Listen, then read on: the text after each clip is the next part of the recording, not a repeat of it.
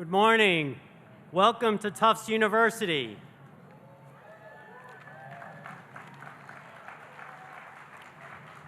Before we begin, I'd like to remind you that the commencement ceremony by tradition is divided into two parts.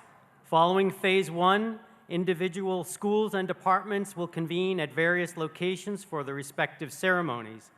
For the School of Arts and Sciences and the Graduate School of Arts and Sciences, please refer to the program booklet for department ceremonies beginning at 11:30 and the lunch that will either precede or follow each ceremony.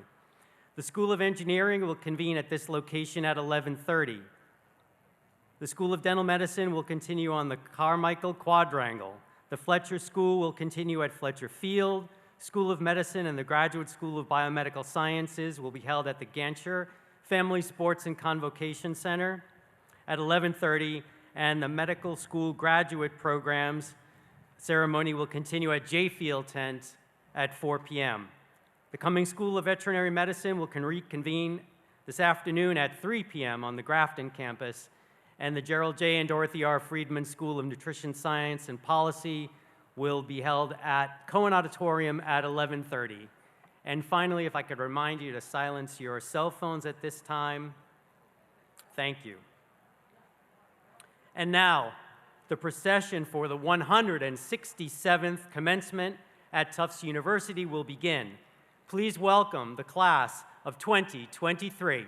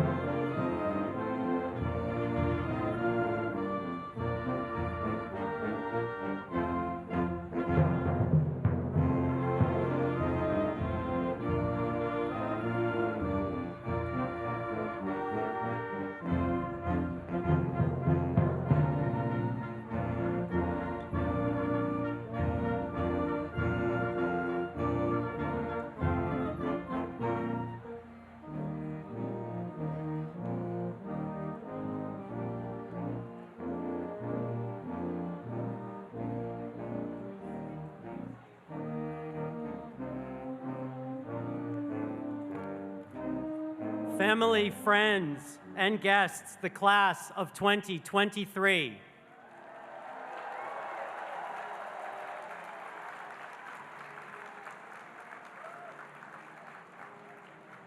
We now welcome the commencement presenter, Professor Christopher Swan, who will lead the faculty of the School of Arts and Sciences and the School of Engineering, the Cummings School of Veterinary Medicine, the School of Medicine, the Graduate School of Biomedical Sciences, the Gerald J. and Dorothy R. Friedman School of Nutrition Science and Policy, the School of Dental Medicine, and the faculty of the Fletcher School of Law and Diplomacy.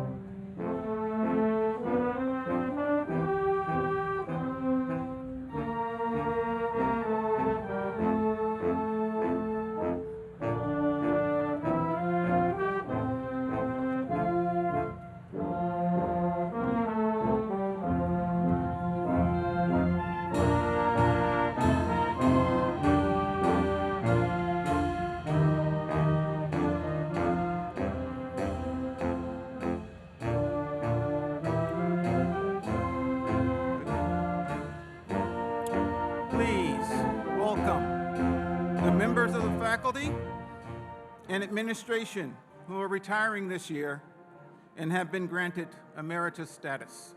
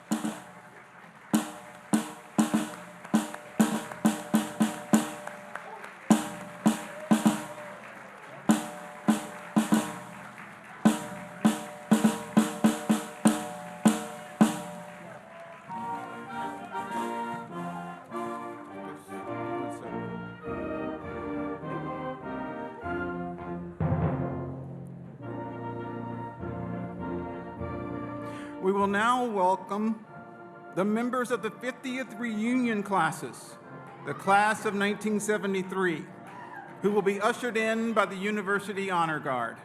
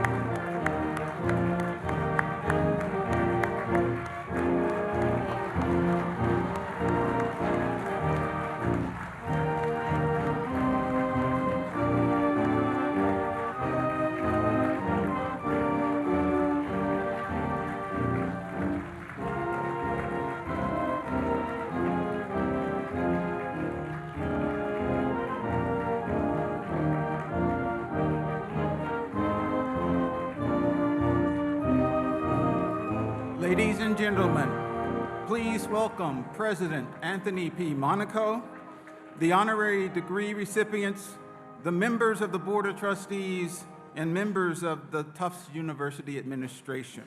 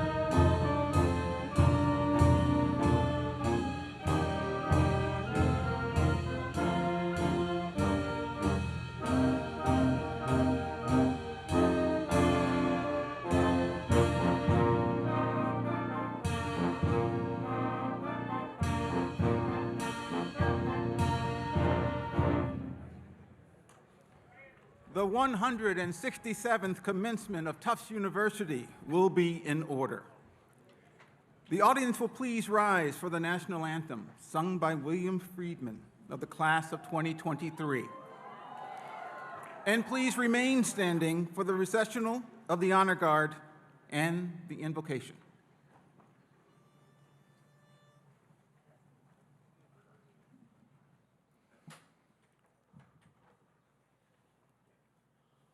Oh, say, can you see by the dawn's early light what so proudly we held at the twilight's last gleaming, whose broad stripes and bright stars through the perilous fight o'er the ramparts we watched were so gallantly streaming, and the rocket's red glare, the bombs bursting in air, gave proof through the night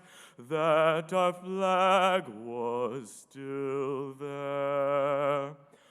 Oh, say, does that star-spangled banner yet wave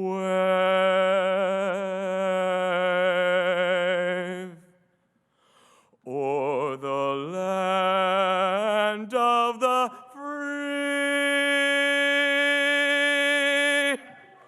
and the home of the brave?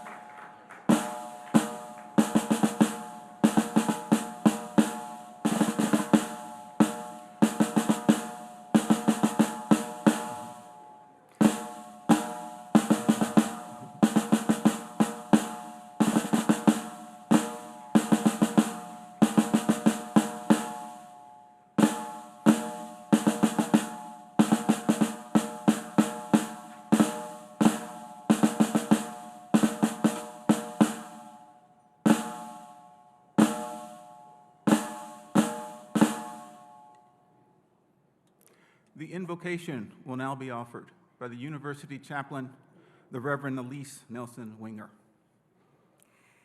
As we join together to stay, we recognize that the land on which the Tufts community has lived and learned for over 170 years is on the traditional unceded lands of the Massachusetts tribe.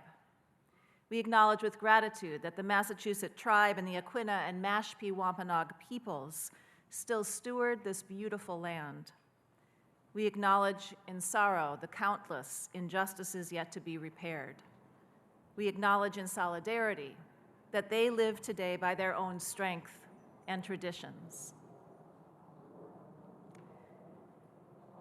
With joy, I greet you atop this storied hill where brass and birdsong herald the moment. Can you hear it? Chirping sparrows and trilling robins join the glissando of a goldfinch. All sing their welcome as we gather under their leafy home. But feathered choristers aren't the only music makers this commencement day, for we are here to sing our praise for the Tufts University class of 2023. We sing our praise for the scientists, scholars, diplomats, and doctors, artists, activists, and leaders you have become.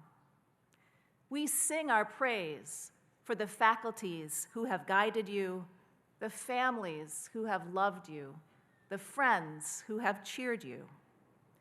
And most of all, we sing our praise for all the ways you, across the many registers of your disciplines and degrees, will raise your voice.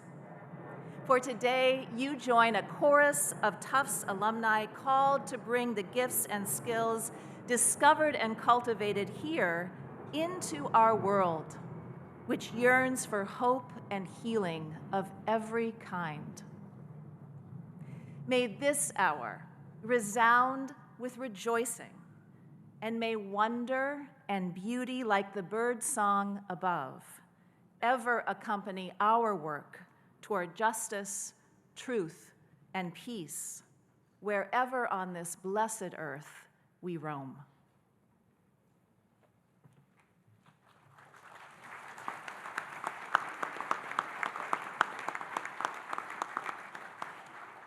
Please be seated.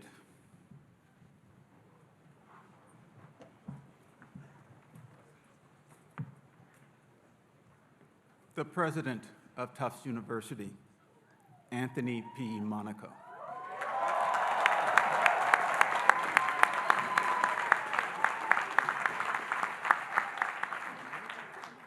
Family and friends, faculty and staff, returning alumni, distinguished guests, and of course, our most special attendees today, the graduates of the class of 2023.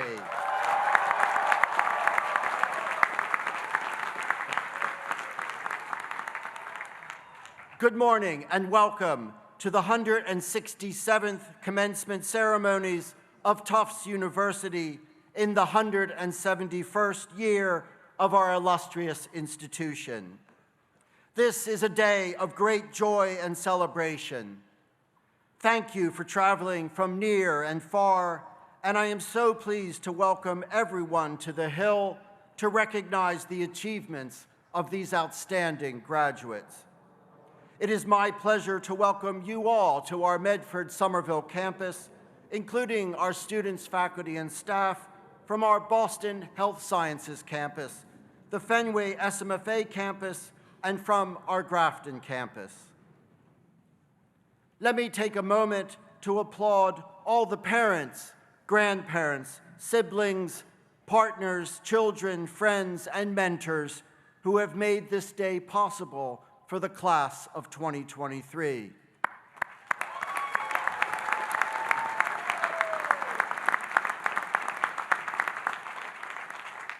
And of course, as our graduates would readily attest, today would not be possible without the devotion and excellence of Tufts University's faculty, deans, coaches, advisors, counselors, and staff members. Please give them a big round of applause.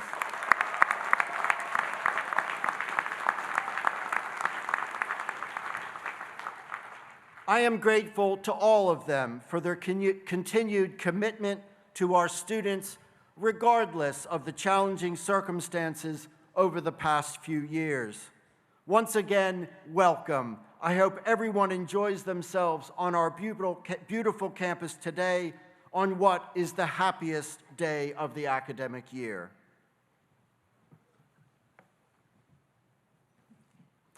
Thank you, Mr. President. President Monaco will now confer the honorary degrees as voted by the Board of Trustees. Graduates and guests, the tradition of granting honorary degrees has a long and distinguished history at Tufts. We awarded our first honorary degree in 1858, 1 year after the first commencement. We confirmed honorary degrees to recognize the recipients for their extraordinary talents and contributions. At the same time, we hope they will be a source of inspiration for today's graduates and everyone in the Tufts community. Each of our honorary degree recipients has led an exemplary life. Each has achieved at the highest levels of his or her profession. Each has found multiple opportunities to contribute positively to society. And each has led a meaningful life in the best tradition. We are honored in their presence with us today. Unfortunately, one of our intended honorary degree recipients, Gahinda Wiley, is not able to be with us today due to a family emergency. We wish him and his family well and look forward to welcoming him to campus at an appropriate time and event and formally bestowing the degree upon him.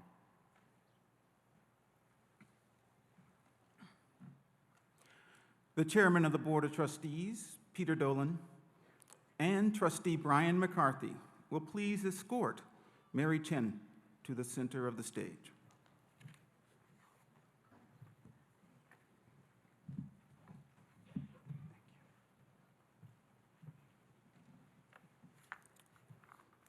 Mr. President, I have the honor to present Mary Chen to receive from your hand the degree of Doctor of Public Service, honoris causa.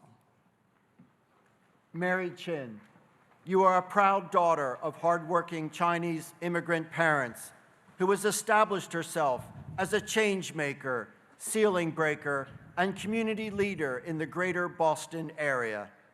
As executive director of the Asian American Civic Association, or AACA, you have long been committed to both the AACA's mission of educate, empower, employ, and to serving the ever-expanding groups of struggling immigrants and others needing a second chance to work hard and become successful. You grew the AACA from its modest roots as a Chinese social club in 1967 to a nonprofit currently supporting approximately 4,000 clients from more than 125 countries. Thanks to your tireless efforts, the AACA is now one of the highly regarded workforce training centers in the state. Your contributions to the organization include your oversight of the construction of a brand new facility, its expansion of workforce training, education, and social service programs, and the addition of its Mandarin immersion and Reggio Emilia-inspired child care center. A licensed social worker, you also headed social service departments and psychiatric programs at 4 hospitals on the North Shore and in Boston, and led the social work department at Boston Medical Center for 20 years, while serving as its clinic director of adult outpatient psychiatry for a decade. Your contributions to civic life extend beyond the AACA and includes your board service on the Commonwealth Asian American and Pacific Islanders Commission, Eastern Bank, and the Action for Boston Community Development. In 2017, Governor Charlie Baker honored you with a citation for your service to Massachusetts. Tufts University is proud to honor you and award you the degree of Doctor of Public Service, honoris causa.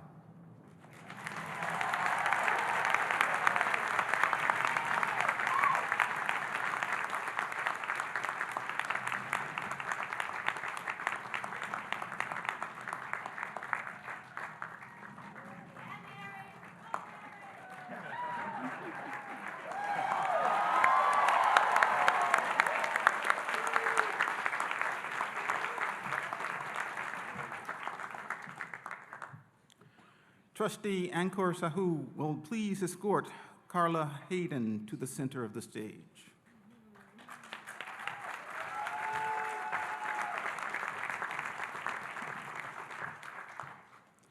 Mr. President, I have the honor to present Carla D. Hayden to receive from your hand the degree of Doctor of Letters, honoris causa. Dr. Carla D. Hayden, you are a trailblazer, educator, and librarian extraordinaire.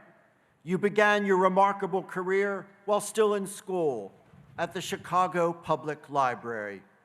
You transitioned to be the library services coordinator at the Chicago Museum of Science and Industry, and after earning your doctorate from the University of Chicago Graduate Library School in 1987, you served as an assistant professor at the School of Library and Information Science at the University of Pittsburgh, before returning to Chicago to serve as the Deputy Commissioner and Chief Librarian of the CPL.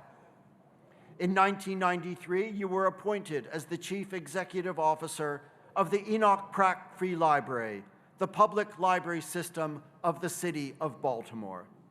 In your service over 2 decades to the institution, you ushered the library into the digital age by greatly expanding resources, prioritizing outreach services, creating an after-school center for Baltimore teens, offering homework assistance along with college and career counseling, all in addition to overseeing the opening of the library's first new branch in years. You led with courage and conviction, and you kept the Pratt's Library Pennsylvania Avenue branch operational during civil unrest in the wake of Freddie Gray's death, when it served, in your words, as a community anchor for the citizens of the City of Baltimore, thus highlighting the vital role of free public libraries in our society. In recognition for your efforts, you were named Librarian of the Year by Library Journal, the first African-American librarian to receive the honor. In 2016, President Barack Obama nominated you to become the 14th Librarian of Congress, and you were confirmed by a supermajority in the United States Senate. You are the first woman, the first African-American, and the first professional librarian to hold the position.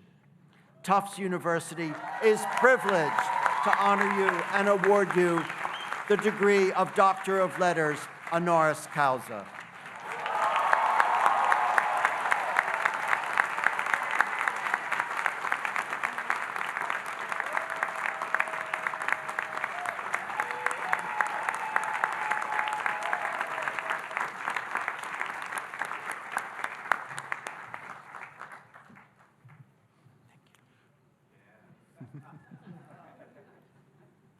Trustee Ancy Verdier will please escort James McGovern to the center of the stage.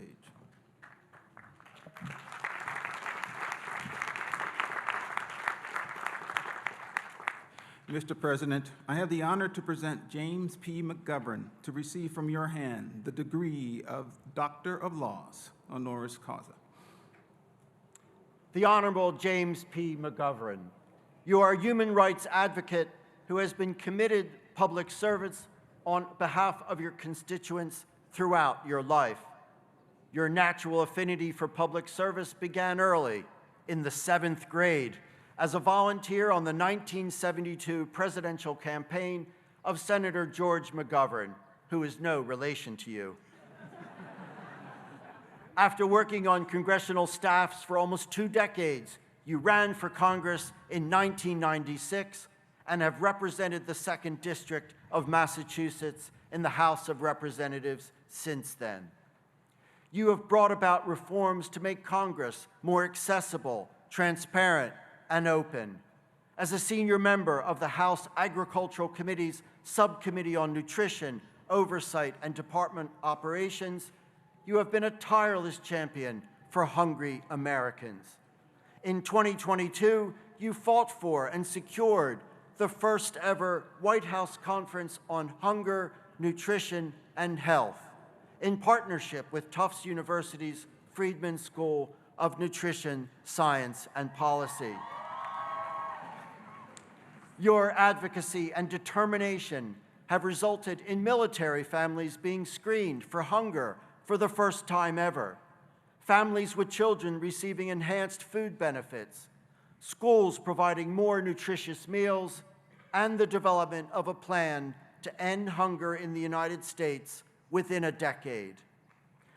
Among your congressional achievements are successfully increasing Pell Grant funding for students from low-income backgrounds who are struggling to afford college, creating the innovative approaches to literacy program to provide competitive awards to school libraries and nonprofit organizations for the purposes of providing books and childhood literacy activities to children and families in high-need communities, and securing millions of dollars through the appropriations process for the creation of a Wounded Warrior Service dog pilot program to help wounded veterans live with independence and dignity. Tufts University is proud to honor you and award you the Doctor of Laws degree, honoris causa.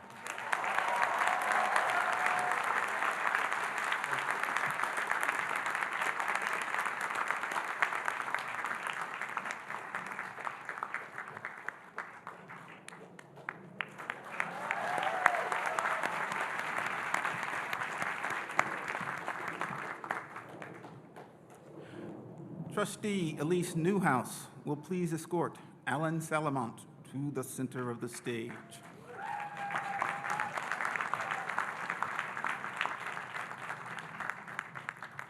Mr. President, I have the honor to present Alan D. Salamont to receive from your hand the degree of Doctor of Public Service, honoris causa.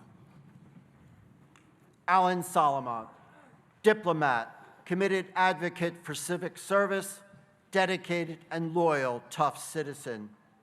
Your relationship with Tufts dates back over 50 years to when you graduated with a bachelor's degree in political science and urban studies in 1970. After graduating, you earned a master's degree in nursing and later founded and developed multiple companies in the health and elder care arenas. You were first exposed to politics as an undergraduate at Tufts and blossomed into a longtime leader in the Democratic Party, eventually becoming the party's national finance chair and playing key roles in the presidential campaigns of Barack Obama, John Kerry, Al Gore, Bill Clinton, and Michael Dukakis. You chaired the bipartisan board of directors of the Corporation for National and Community Service, the federal agency that oversees domestic service programs, including AmeriCorps Vista and Senior Corps, having first been appointed by President Clinton and then reappointed by President George W. Bush. You also served as the United States Ambassador to Spain and Andorra from 2010 to 2013 under the Obama administration. You have chaired the boards of several nonprofit and for-profit organizations. You currently lead the national board of J Street, an organization advocating for a pro-peace, diplomacy-first foreign policy towards a two-state solution to the Israeli-Palestine conflict. At Tufts, your service includes being a trustee from 2014 to 21, and also during that time serving as the Pierre and Pamela Amidiar Dean of the Jonathan M. Tisch College of Civic Life. You were instrumental in the college's growth and expansion of active citizenship-focused programs. You are an esteemed recipient of both the Tufts Presidential and Ballou medals, and you've been named both trustee and dean emeritus. Tufts is proud to recognize you as an illustrious alumnus of our university and award you the degree of Doctor of Public Service, honoris causa.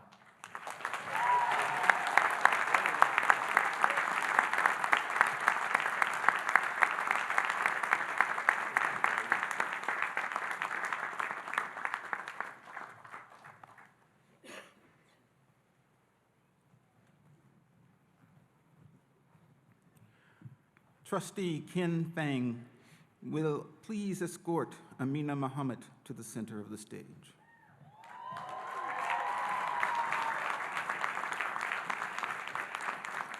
Mr. President, I have the honor to present Amina J. Muhammad to receive from your hand the degree of Doctor of Laws, honoris causa. Amina J. Muhammad, you are a humanitarian and environmentalist who has spent her career in stewarding efforts on climate action and who continues to work tirelessly as an advocate to protect the natural environment. You began your career working on the design of schools and clinics in your native Nigeria and focused on increasing access to education and other social services. You then moved on to the public sector, where you rose to the position of being a valued advisor to 4 successive presidents on poverty, public sector reform, and sustainable development. You also served as Minister of Environment of the Federal Republic of Nigeria. First joining the United Nations in 2012, you served as a special advisor to former Secretary General Ban Ki-moon, with the responsibility of post-2015 development planning. You led the process that resulted in global agreement around the 2030 Agenda for Sustainable Development and the creation of the Sustainable Development Goals. Subsequently, you were named Deputy Secretary General of the United Nations in 2017. You are the recipient of numerous honorary doctorates and global awards. You have served as an adjunct professor, lecturing on international development, and you have been named to numerous international advisory boards and panels. Tufts University is honored to welcome you as the 2023 commencement speaker and award you the degree of Doctor of Law, honoris causa.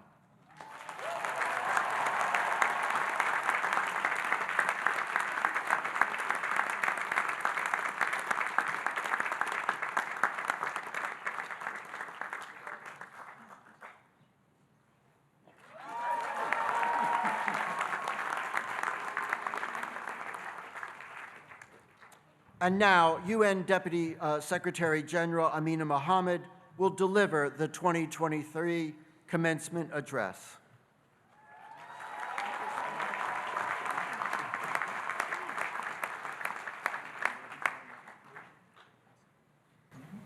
Goodness, right. President Monaco, distinguished guests, and especially the dear graduates here with us today, allow me first and foremost to say congratulations, class of 2023.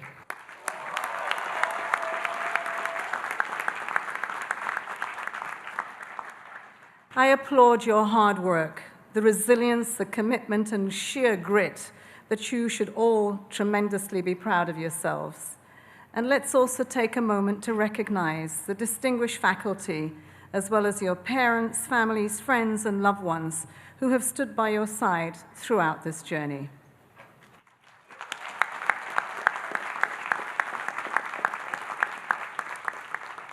And what a journey that has been. So many of your studies were overshadowed by the COVID-19 pandemic and the challenges that came along with it, and for some still remain. And now, one chapter of your lives closes and another one opens. You are joining illustrious ranks of Tufts University alumni, scientists, artists, actors, activists, doctors, nurses, academics, titans of history, diplomats, and international civil servants at the UN, including my dear friend Dean Rachel Kite, who continues to be at the vanguard of supporting the UN in the push for climate action and sustainable energy transitions worldwide. Tufts graduates make a difference in the world.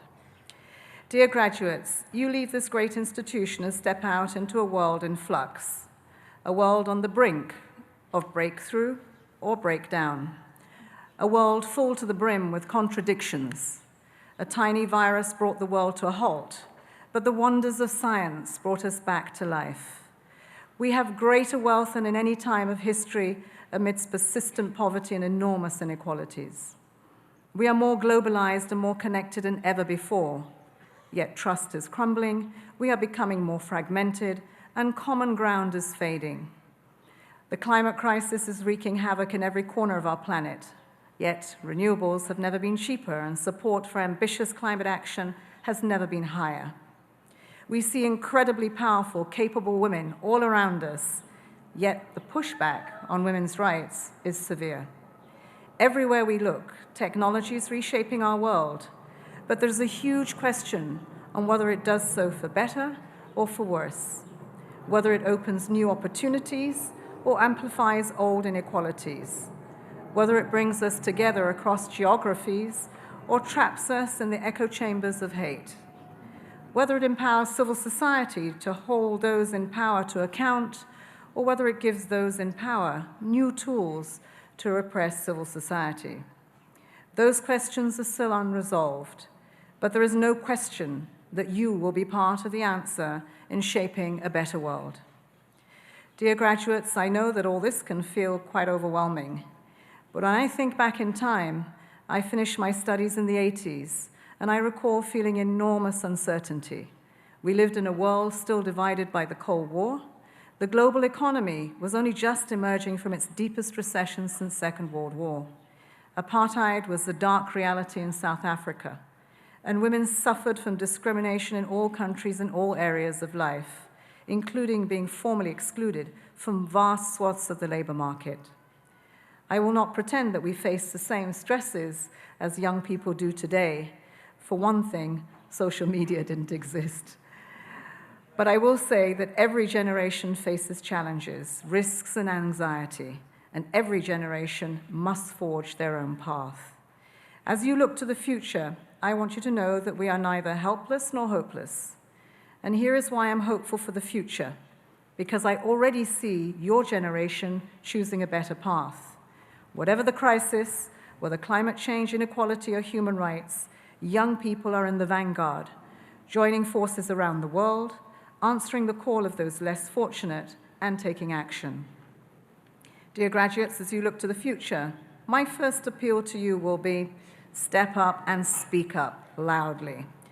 Don't compromise on ambition. Always punch above your weight. If the challenges we face are existential and interlinked, our responses must be integrated, collective, and transformative. That is the guiding principle of the Agenda 2030 for Sustainable Development, our blueprint for a better world that was gavelled at the United Nations in 2015. Its 17 Sustainable Development Goals set out clear targets from everything on poverty and hunger to gender equality and the circular economy. And I clearly see the SDGs present in this campus. Progress is interconnected. We cannot avert climate change without reducing inequalities, without investing in education, a transformation of education, without digital technology, without transforming our economies, and without preventing conflict. And throughout, I urge you to place human rights at the heart of every action. Use them as your inner compass. When I was your age, my country, Nigeria, was ruled by military dictators. I've now seen how the repression of human rights is like a poisonous anesthetic, dulling the vibrancy of society, robbing people of their dignity and their potential. And I've lived when human rights has flourished, even if they're still a work in progress, and how they've expanded horizons of hope, enlarged boundaries of our possible, and unleashed the best of ourselves in our world. Human rights are our ultimate tool to help societies thrive in freedom, to achieve equality for women and girls, to guide our world towards the current storms around gender identity and cultural diversity, grounded in respect for the rights of every single individual, to vanquish xenophobia, misogyny, racism, and hate, to strengthen the institutions and the fabric of democracy, and to advance sustainable development, and to forge peace. Dear graduates, my second appeal to you is this: question stereotypes. Don't just blindly accept the received narratives. My entire career, indeed my whole life, has been about transcending differences and defying the stereotypes. My parents are a Welsh nurse and a Nigerian veterinary doctor, a herder. I'm a faithful Muslim. My grandfather was a Presbyterian minister. I am a single parent of 6, a survivor of abuse and discrimination, and I started my career in an architect's office in northern Nigeria. I've also served as a Minister of Environment, where as the Lake Chad disappeared, I saw firsthand the direct link between climate change, livelihoods destroyed by oil pollution, terrorism by Boko Haram, and a broader insecurity across the Sahel in West Africa. Today, many see me first and foremost as an African matriarch, which is exactly what I am. But I'm also the second highest ranking civil servant in the world, a deputy leader of a huge global organization.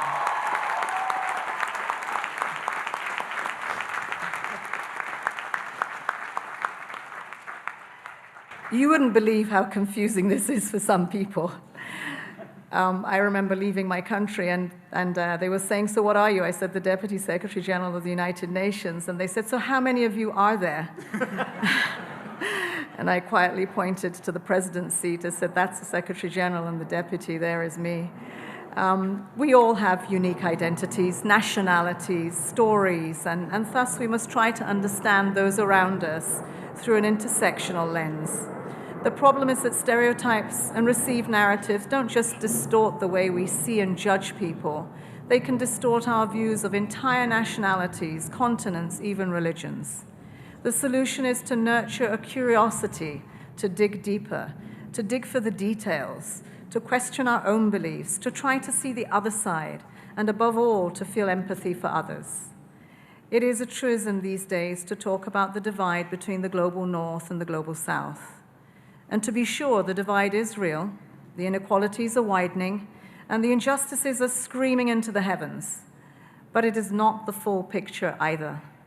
If I were to ask you where the most movies in the world are produced, what would you answer? I wouldn't blame you if you said Hollywood. That comes to mind. But it's wrong. It's not even in second place. First is Bollywood in India. But second is Nollywood in Nigeria.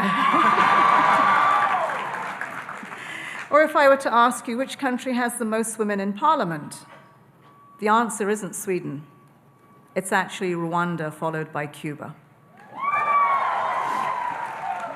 If you had been asked in 2020 where would we see a major conflict break out within a year, how many of you would have said Europe? The point here is not to say that everything you thought or knew about in the world is wrong.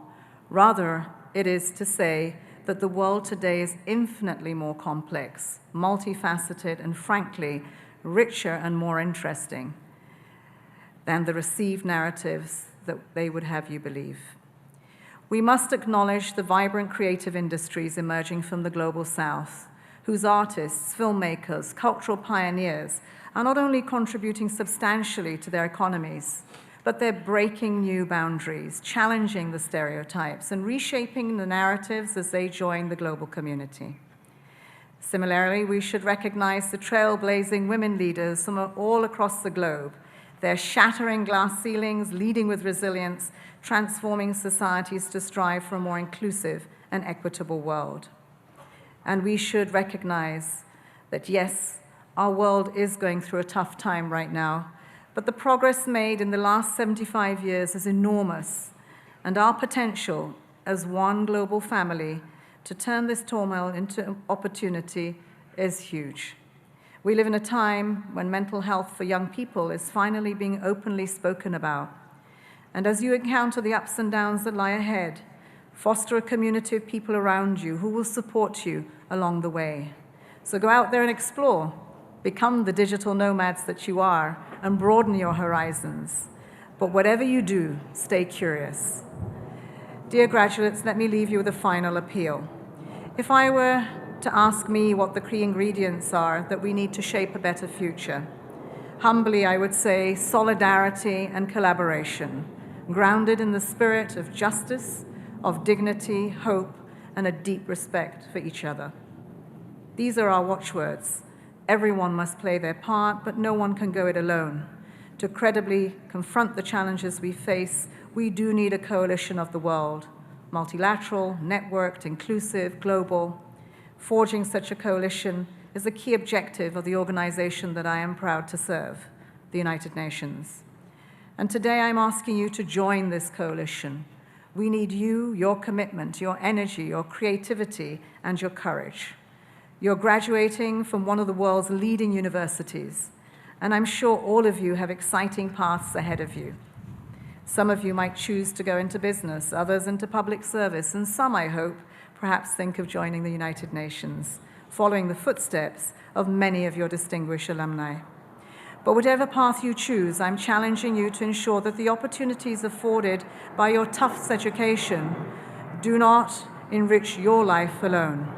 Beyond professional life, there are many ways to make a difference, from giving your time and energy to causes close to your heart, to standing up against injustice and taking steps to protect our planet, our home. Join us in working towards more equitable, exclusive, and sustainable societies. And that means playing your part in ensuring that marginalized and vulnerable communities are heard in decision-making processes, not just at the table. It means working to balance the scales of power for women and for girls.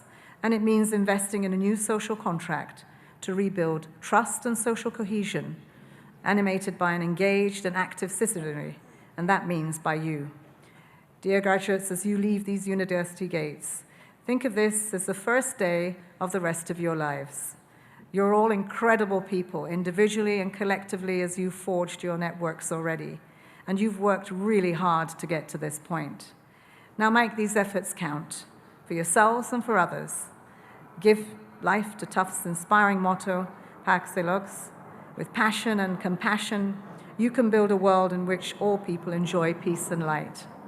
And as you do so, always remember, for those of you that are old enough, the words of another of your alumni, the great Tracy Chapman. Don't be tempted by a shiny apple. Don't eat a bit of fruit. Hunger only for a taste of truth. Hunger only for a world of truth. I wish you every success. Thank you. And once again, congratulations.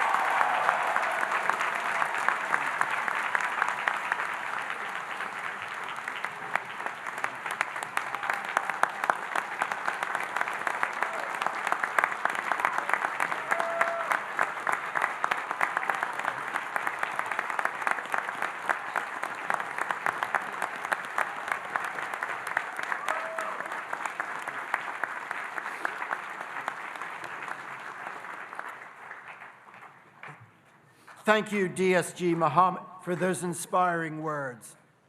We appreciate your reflections and wisdom for our graduates, their families, and the university community.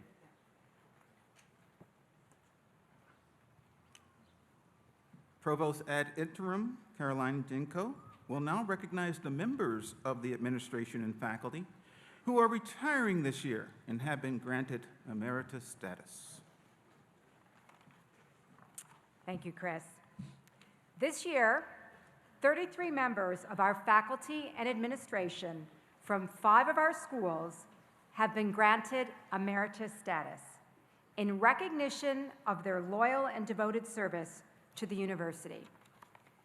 I ask that they rise when I call their name and remain standing until all the names have been announced. And if you can please hold your applause until the end. For the School of Arts and Sciences, Gary Bedell, Jeffrey Berry, Jacqueline Sylvia DeJean, Daniel Dennett, Grant Garvin, Jane Gooley, I knew I'd hear from the students, Stephen Hirsch, Vida T. Johnson, Gary Paul Loop,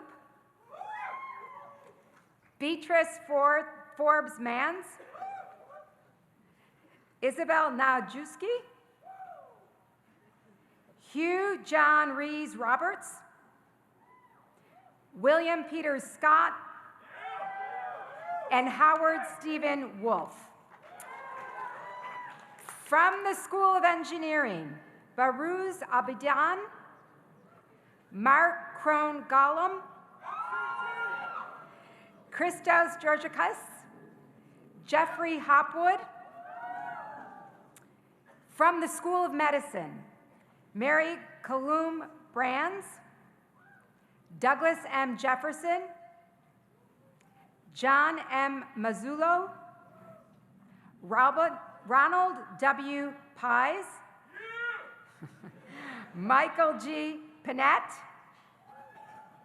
Arthur R. Rabson, Edward K. Silberman, and William Charles McKee, awarded emeriti status posthumously for all his service to the School of Medicine.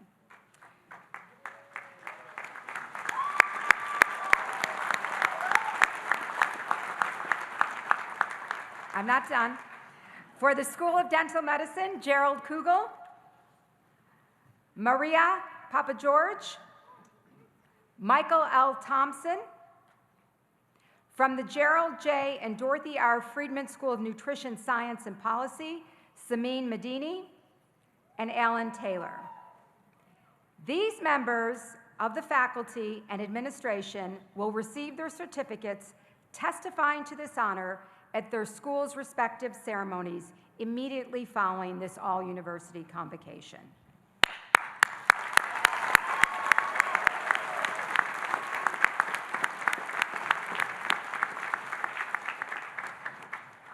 There is one more administrator from the Office of the Provost who has been granted emeritus status, and I would like to make that presentation at this ceremony to Dawn Turkla, Associate Provost. Dawn, please come forward.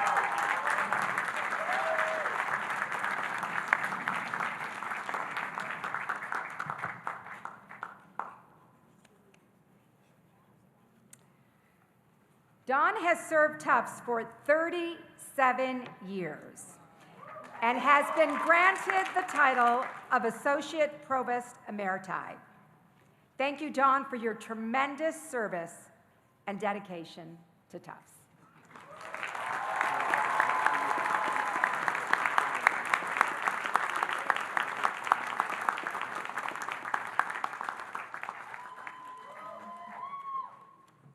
I would also like to recognize this morning two leaders who will be stepping down from their dean appointments.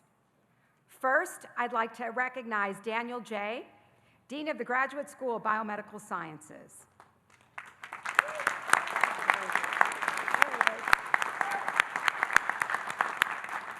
Dan is stepping down on June 30th after 6 years of service as dean and 25 years of service at Tufts. Congratulations and thank you for all your service, Dan.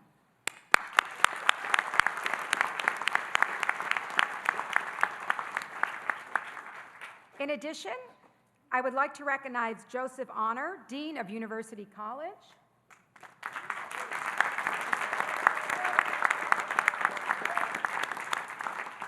Joe is stepping down just a few days away on June 1st after 5 years of service as the founding inaugural dean of University College and 17 years of service at Tufts to return to his faculty appointment full-time in the Department of Music.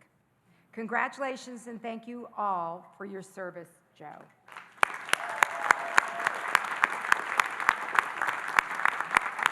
And just a final thank you, the dedication of our faculty and staff at Tufts throughout the many years of the time that these students have been here has been instrumental, and so thank you all for all of your service.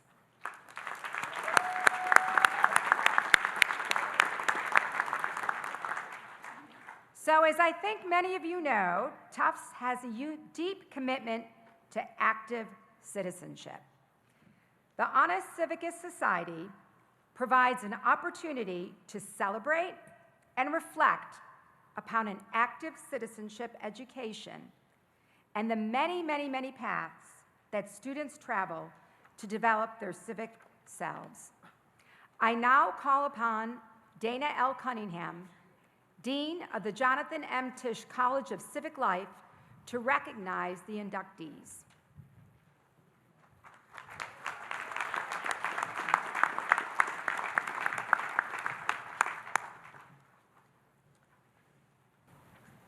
Good morning.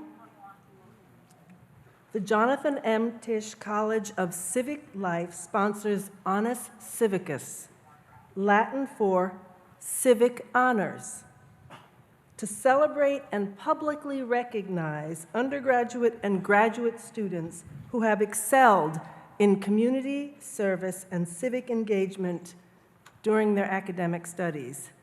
This year, 100 58 graduates from across the university have been chosen for this honor. Would all the newly inducted members of Honors Civicus please rise and be recognized?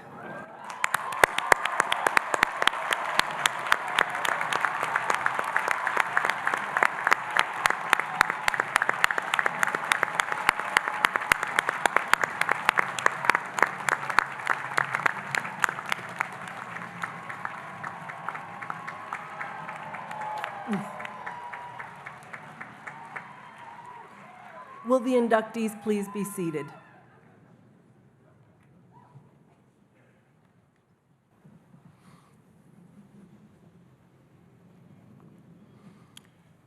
We shall now bestow the degrees earned in course by students of the respective colleges and schools of the university as recommended by the Provost, Carolyn Jinko, to the Chairman of the Board of Trustees, Peter Dolan. Mr. President, Mr. Chairman, and members of the Tufts Board of Trustees, in the name of the faculties of the university and by their authority, I declare that the candidates of the several divisions have been found worthy of recommendation for degrees. I now deliver into your hands, Mr. Chairman, the roll on which are recorded the official recommendations of the faculties for the bestowal of these degrees.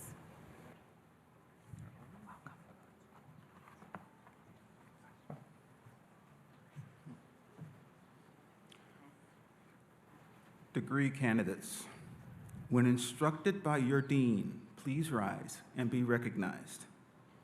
For the faculty of the School of Arts and Sciences, Dean James M. Glazier.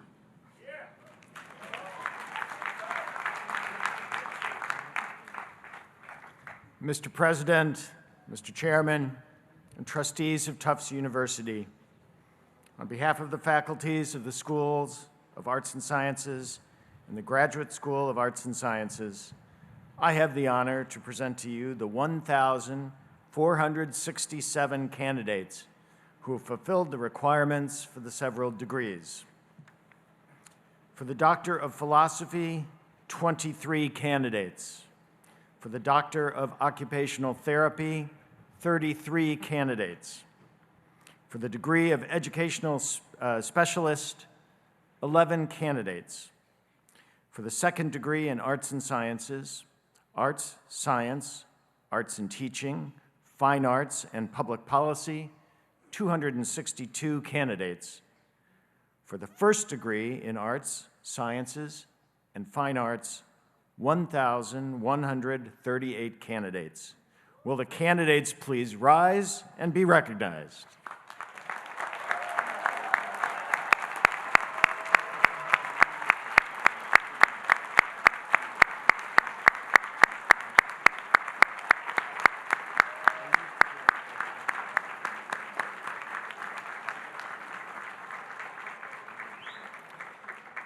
Will the candidates please be seated?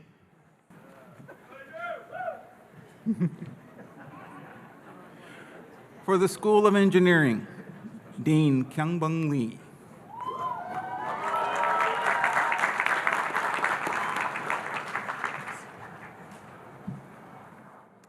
Mr. President, Mr. Chairman, and trustees of Tufts University, on behalf of the faculty of the School of Engineering, I have the honor to present to you the 728 candidates who have fulfilled the requirements for the several degrees. For the Doctor of Philosophy, 35 candidates. For the second degree in Engineering, Science and Engineering Management, Science and Innovation and Management, and Science, 381 candidates. For the first degree in Engineering, 312 candidates. Will the candidates please rise and be recognized?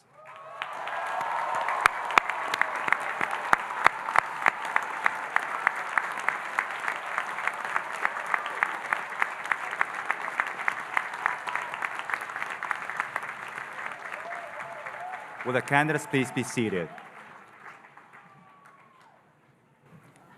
Presenting the candidates for the School of Medicine, Dean Helen Bocher.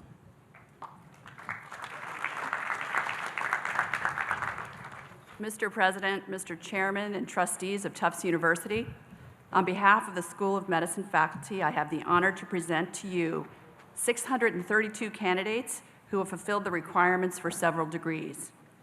For the degree of Doctor of Medicine, 202 candidates, including 2 candidates for the combined degree of Doctor of Medicine and Master of Arts in International Relations, 9 candidates for the combined degree of Doctor of Medicine and Master of Business Administration, 19 candidates for the combined degree of Doctor of Medicine and Master of Public Health, and 6 candidates for the combined degree of Doctor of Medicine and Doctor of Philosophy.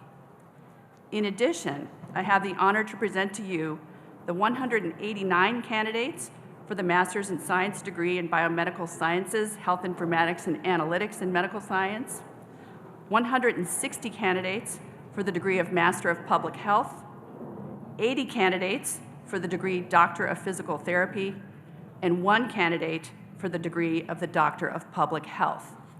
Will the candidates please rise and be recognized?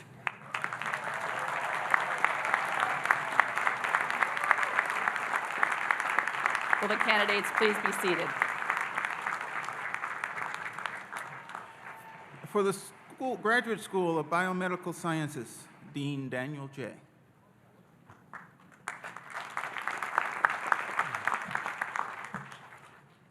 Mr. President, Mr. Chairman, and trustees of Tufts University, on behalf of the faculty of the Graduate School of Biomedical Sciences, I have the honor to present to you the 49 candidates who have fulfilled the requirements for the several degrees. 29 candidates who have fulfilled the requirements for the degree of Doctor of Philosophy, including 6 candidates for the combined degree of Doctor of Philosophy and Doctor of Medicine, and 20 candidates who have fulfilled the requirements for the degree of Master of Science. Will the candidates please rise and be recognized?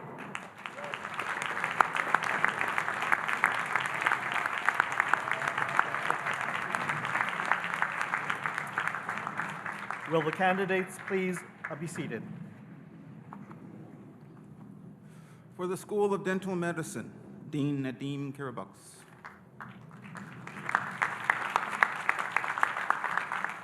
Mr. President, Mr. Chairman, and trustees of Tufts University, on behalf of the faculty of the School of Dental Medicine, I have the honor to present to you the 238 candidates who have fulfilled the requirements for the degree of Doctor of Dental Medicine and 7 candidates for the degree of Master of Science. Will the candidates please rise and be recognized? Will the candidates please be seated?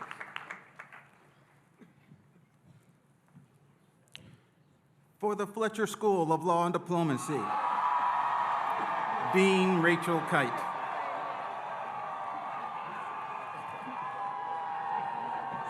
Mr. President, Mr. Chairman,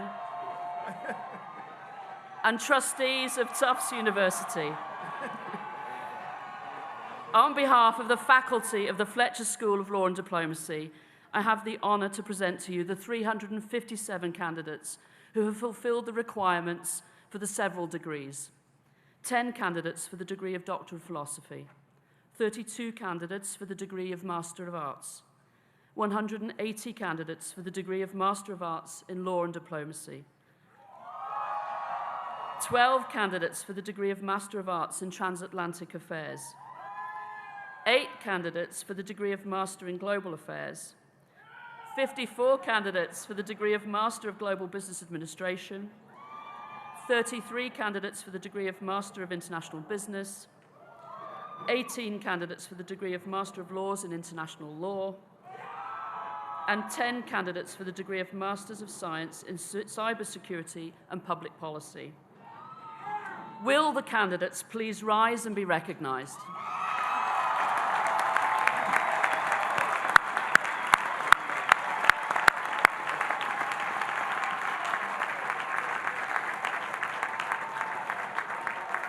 Will the candidates please be seated?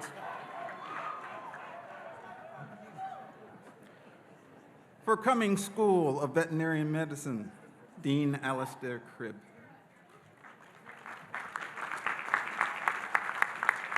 Mr. President, Mr. Chairman, and trustees of Tufts University, on behalf of the faculty of the Cummings School of Veterinary Medicine, I have the honor to present to you the 147 candidates who have fulfilled the requirements for the several degrees. 1 candidate for Doctor of Philosophy, 94 candidates for the Doctor of Veterinary Medicine, 5 candidates for the combined degree of Doctor of Veterinary Medicine and Master of Public Health, and 47 candidates for the degree of Master of Science. Will any candidates in attendance please stand? Thank you.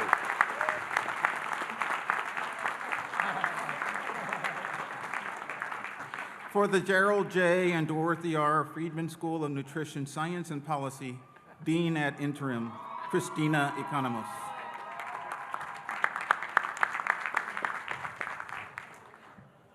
Mr. President, Mr. Chairman, and trustees of Tufts University, on behalf of the faculty of the Gerald J. and Dorothy R. Friedman School of Nutrition Science and Policy, I have the honor to present to you the 112 candidates who have fulfilled requirements for the several degrees. 16 candidates who have fulfilled the requirements for the Doctor of Philosophy, 82 candidates for the degree of Master of Science, 14 candidates for the degree of Master of Nutrition Science and Policy. Will the candidates please rise and be recognized?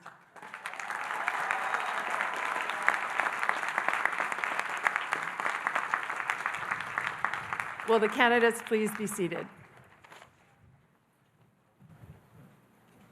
Last, will all candidates who are graduating with a dual degree please rise now and be recognized?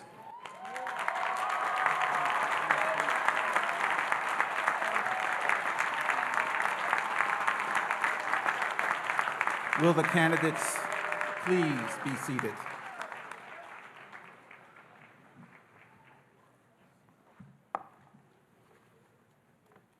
It's the unanimous will of the trustees that the degrees in course be conferred and that the qualified candidates be given a diploma signifying that degree and assuring the candidate all the dignities, rights, privileges, and immunities pertaining thereto. So, if you've been wondering what's the moment when you're actually graduating, this is it.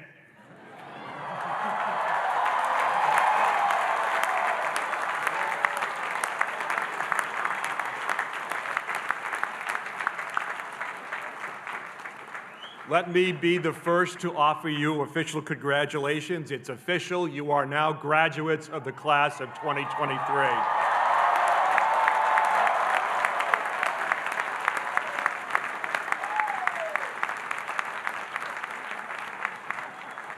For many of you, your first years at Tufts were anything but normal. Masking and taking classes online were not what you signed up for, but you persevered through the challenges. Eventually, the pandemic abated, and here you are today. And on behalf of the Board of Trustees, it's a pleasure for us to share this milestone with each of you. Let me recognize and acknowledge and congratulate all of our honorary degree recipients. Each of you has made a difference in our world, and you honor us with your presence here today. I'd like to thank our speaker, Amina Mohammed, for her remarks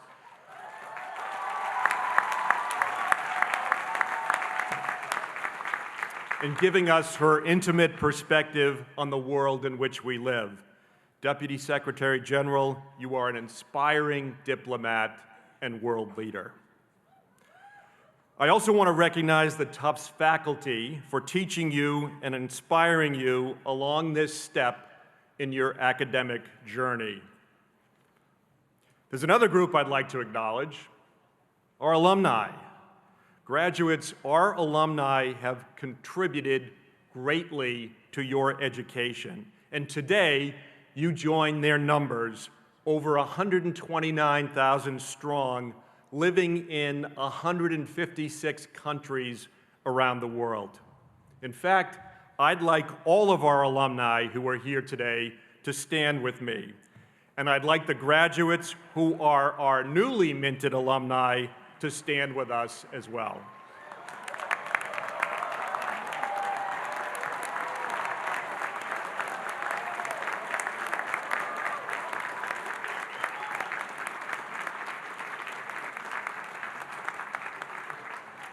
As new graduates, you've joined a wonderful extended family with a long-standing tradition of jumbo pride and loyalty. Tufts is the great institution that it is today because of the countless alumni and friends who've given back generously to the university, either through their time, their talent, or their resources. And our jumbo is a most fitting mascot for Tufts University. Elephant experts will tell you one of their many unique traits is they remember places they've been and other elephants they've met years and even decades later. As alumni, I urge you to remember your classmates and to remember Tufts. Alumni contribute to the strength of this institution every day. They return the goodwill of the alumni who came before them so that future generations of Tufts students like you could enjoy the best Tufts experience possible. Alumni like you helped us meet and then exceed our $1.5 billion goal for the Brighter World fundraising campaign, which concludes formally on June 30th. In fact, of that $1.5 billion, 20,000 alumni from around the world contributed $350 million exclusively for financial aid.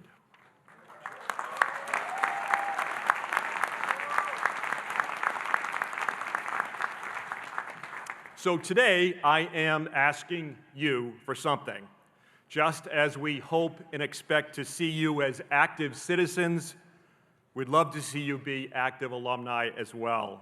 Stay connected to the Hill to share your time, your talent, or your resources, or come back to take a course in the next stage of life in your career. As you leave the Hill today, I encourage you to find your own special way to get involved and to continue the tradition of strengthening Tufts for the students who will follow you. From personal experience, I can tell you it's a great feeling to know that you're influencing the education of those who will follow in your footsteps at Tufts. But for the moment, graduates, I hope you thoroughly enjoyed today's events with your family and friends. Please accept both my congratulations and best wishes for good luck and continued success in the years ahead.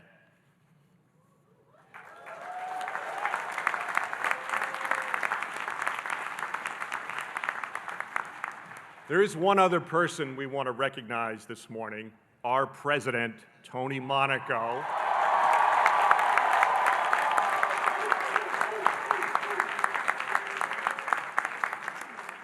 Tony will step down in June after an incredible 12 years. When Tony was inaugurated in the fall of 2011, he inherited a highly respected research university. Under his leadership, the university has been strengthened by almost every possible metric.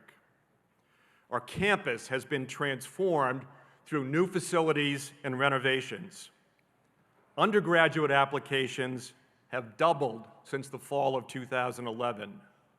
Strategic investments have been made, growing the university's academic and research enterprise, and in recognition of our distinctive research strengths, Tufts was invited to join the prestigious Association of American Universities.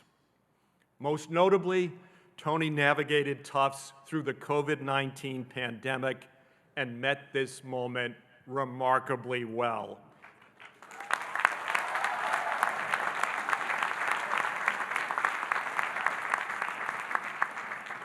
And he used it to strengthen our relationships with our local communities. Throughout his presidency, Tony has been unwavering in his concern for the well-being of our students and for fostering an inclusive and diverse community. Today, I could go on about the value, Tony, you have brought to Tufts, but above all, your most notable quality is that it's always about what's best for the institution. It's never about you. You've put Tufts first over the nearly 12 years of your tenure, and I want to personally thank you and also extend my thanks to your wife, Dr. Zoya Monaco.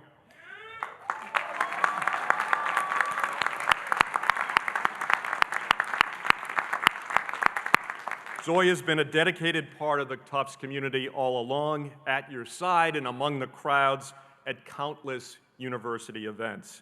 I know she and your sons have made sacrifices over these 12 years. Thank you, Zoya.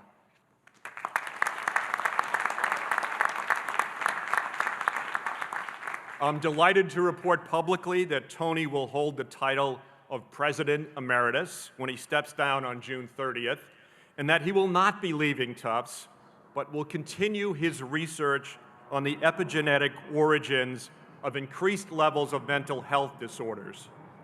And to support this important work, I'm pleased to share that Tufts University is appointing Tony to be a university professor, the highest academic honor conferred by Tufts on its faculty, effective July 1st, 2023.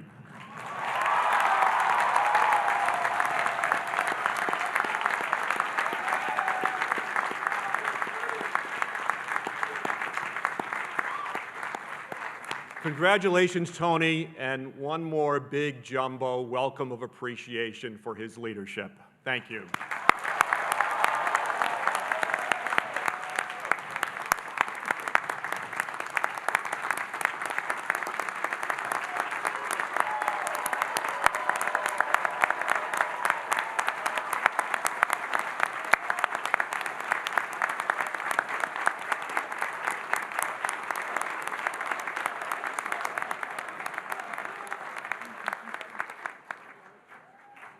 Well, thank you, Peter, and thank you, everyone. This is truly an outstanding moment for the graduates at each of our schools. Congratulations again to the School of Arts and Sciences, the Graduate School of Arts and Sciences, and the School of the Museum of Fine Arts, the School of Engineering, the School of Medicine, the Graduate School of Biomedical Sciences, the School of Dental Medicine, the Fletcher School of Law and Diplomacy,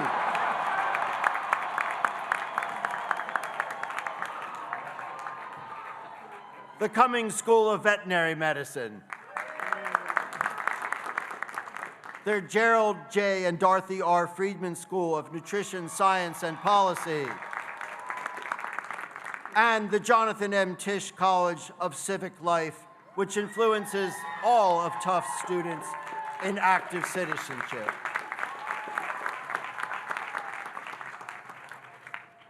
Graduates, you have had the support of many family members, friends, and others, all who deserve a thank you for everything they have done to help you achieve today's special honor. Some of them have made extraordinary sacrifices to make this moment possible for all of you. You have also had the support of faculty who have not just been instructors, but mentors. I now ask the graduates to stand and to salute those family, friends, faculty, coaches, and staff who made their success possible during their time at Tufts.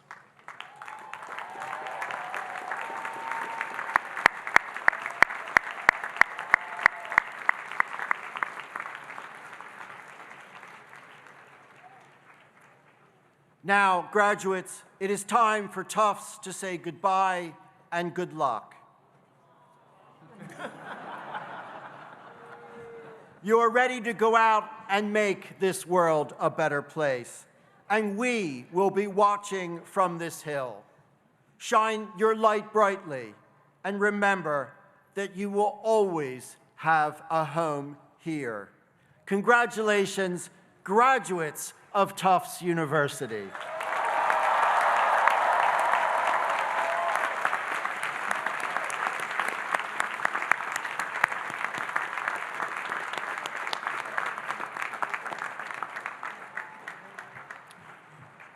As in the past, we will celebrate the commencement ceremonies in 2 phases. Phase 2 ceremonies will begin at 11:30. Please refer to your programs for the various locations and times. In a moment, the platform party will recess. The platform party will be followed by the faculty and then students. The audience is asked to remain seated in your rows. All right, you can stand up and scream, that's fine, but in your rows until all of the graduates and faculty have recessed. Now, please stand for the benediction, which will be given by Jewish chaplain Rabbi Dr. Naftali Brower. Following the benediction, please remain standing for the recessional.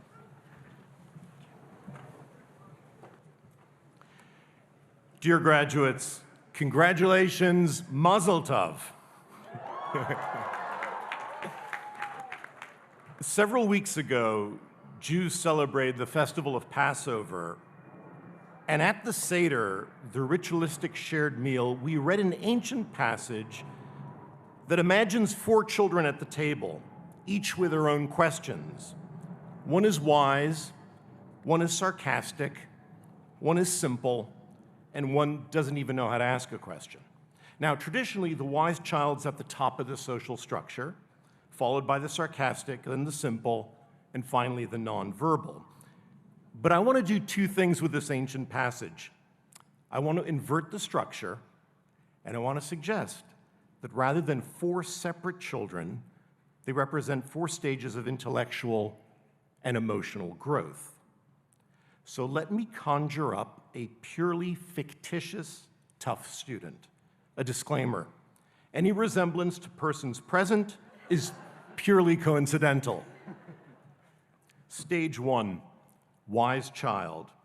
This is the student's first year at Tufts, feeling very wise. Just getting into such a competitive university speaks to their wisdom. And then exposure to so many new and exciting ideas by the end of the first year, our fictitious student is so full of wisdom. Just ask them, they'll tell you. Stage 2, sophomore year, sarcastic child. By now, the novelty is worn off, and what's more, as our student is exposed to more ideas, they discover contradictions, unresolved problems, weak arguments. They're no longer starstruck. They become cynical, maybe even sarcastic. Stage 3, junior year, simple child. The Hebrew word for simple means whole. By now, the student has learned to hold contradictory views in tension, to live with complexity and unresolved questions. Their cynicism gives way to a more wholesome approach to knowledge, not either or, but yes and. Stage 4, senior year, the child who can't ask a question. Not because they're ignorant, but because their education has taught them how to live in radical amazement and wonder. Their silence is not a result of ignorance. On the contrary, it reflects the deepest wisdom. Wonder is beyond language. So my blessing to you, dear graduates, is that you take all 4 years of your education with you throughout your life's journey.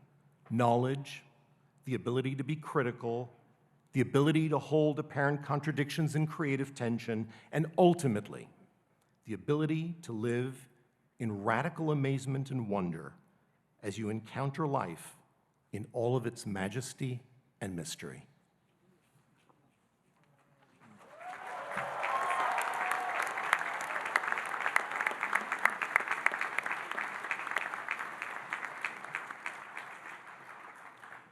Please remain standing. and join in 2 stanzas of the alma mater, sung by Tufts University's Amalgamates, Beelzebubs, Enchanted, Jackson Jills, Ladies of Essence, S-Factor, Sheer Peel, and SQ. The finale will be followed immediately with the campus a cappella group singing Tufstonia Day.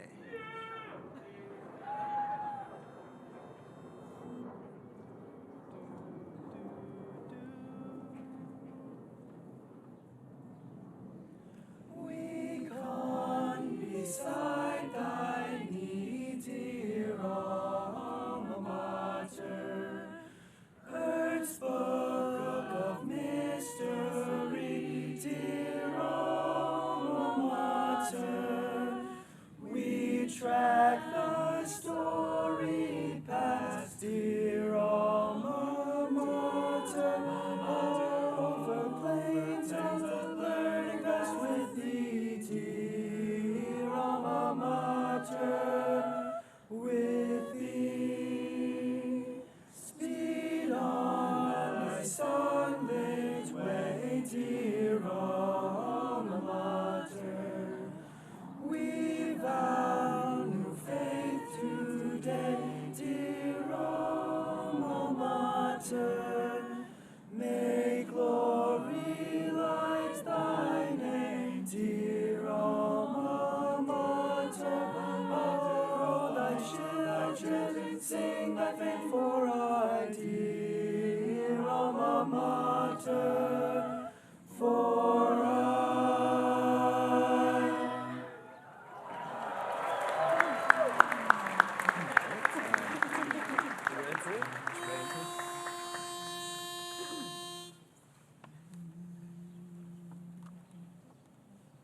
T-U-F-T-S, T-U-F-T-S, hurrah, hurrah for the dear old brown and blue, old brown and steady and true, rush along brown and blue. Praise the mighty score today, fearless stare down the field and never yield, brown and blue for I hammer them hard, boys, and break through their guard. Old Tuftonia's way, and a glorious banner once again will wave o'er Tuftonia's day. T-U-F-T-S, T-U-F-T-S, hurrah, hurrah for the dear old brown and blue up on the hill, up on that hill tonight. All will be gay. Victorious in the fight, we'll raise the standard of dear old Tufts to glory. Pile up the mighty score, it's bound to soar. Now one goal more, nothing can stop us. It's Tuftonia's day. Fight!